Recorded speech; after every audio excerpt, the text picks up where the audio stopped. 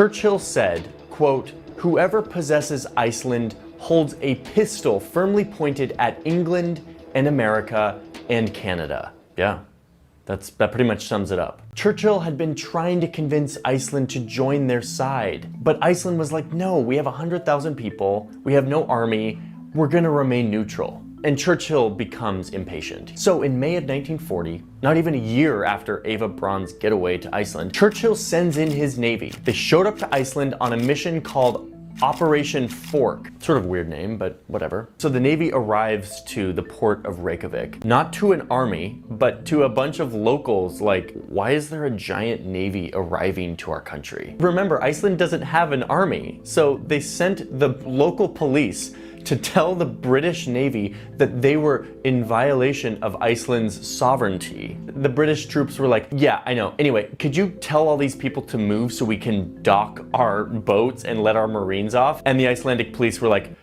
yeah, okay, sure. No conflict, no confrontation. The British are politely invading Iceland. The most cordial invasion ever. They did this because they were freaked out that the Nazis would do it first. The first thing they do when they show up is go to the German diplomat's house. They show up and start knocking on the door. And they're like, hey, German diplomat, we just invaded Iceland so that the Nazis can't. By the way, you're arrested. And the diplomat from the other side of the room literally said, this is a quote, he said, "You can't do that. Iceland is a neutral nation in the war." And the British troops said, and again, this is a quote, "Oh yeah, neutral, like Denmark was neutral, like Norway was neutral. These were neutral countries too. That didn't stop you guys from invading." So the diplomat is sitting there trying to get his furnace to work so he can burn all these documents before the British break in and arrest him, which they eventually did. When they broke in, they found a shrine to Hitler in his house. He had burned a lot of documents, but he didn't burn his diary, which is why we know this guy really actually didn't like Iceland. So yeah, now the British have troops in Iceland, but as the war rages on,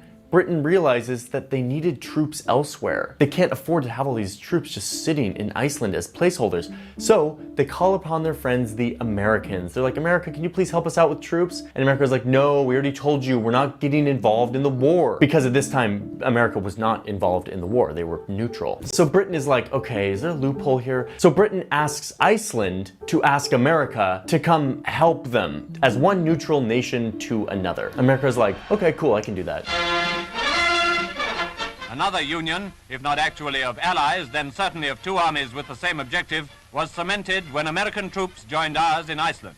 With Iceland in his hands, Hitler could have controlled our sea lanes, but accepting an invitation from the Icelandic government, we got there first.